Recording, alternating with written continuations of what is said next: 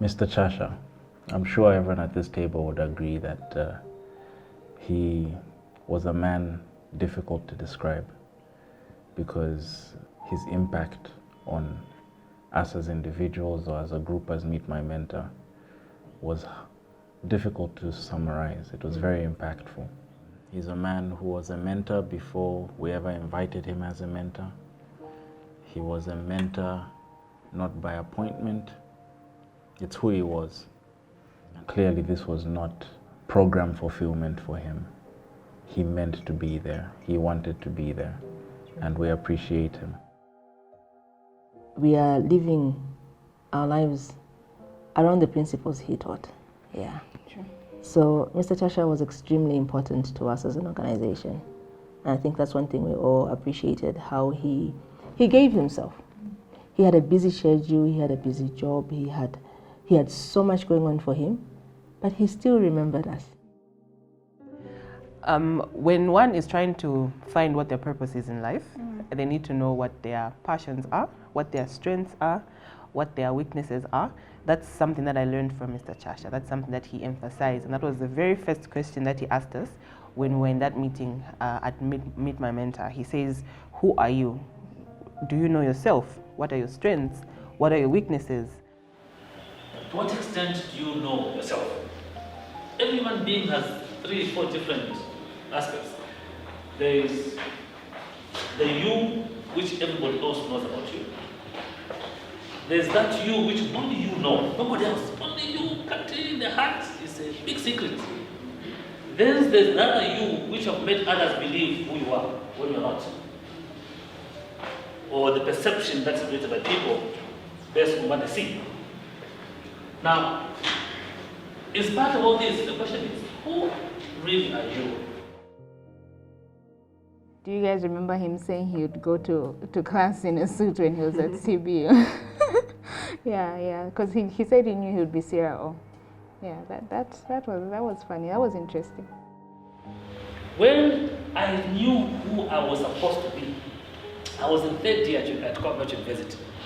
When it was clear that I was meant to be a director in a bank,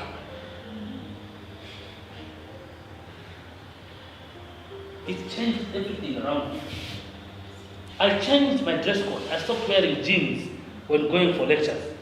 Every single day in that year, I wore a suit and a briefcase. I used to carry my books in a briefcase to go for lectures.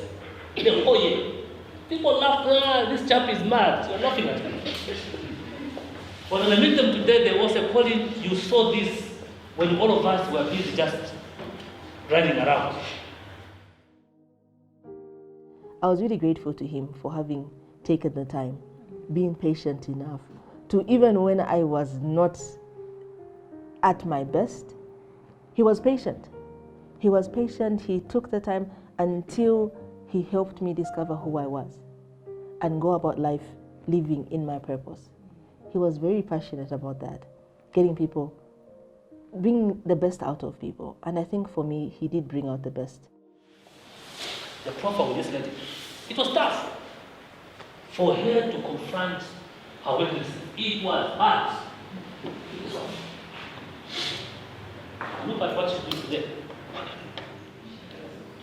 Given what she went through, that accident, losing a child, and going through that pain, to be what she is today is an act of God. But even beyond that, she has discovered who she is. Most people would have been a mess. He had a way of getting to us personally, on a personal level. You find that even when you're outside, he will greet you first. You know, he remembered us. He remembered all of us. Yeah. And I think for me, like, what stood out was the importance of goal setting and having the end in mind. Yeah, when you're setting your goals, think of what you want your future to look like and work backwards.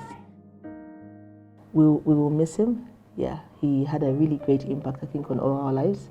And we can only but be at our best and see how we can carry on what it is that he fought for, what he taught us.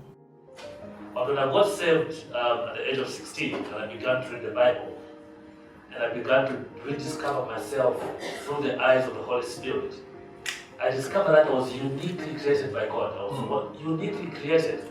I was not a mistake. God purposely created me in the way that I was. And I made a decision that year to change my behavior.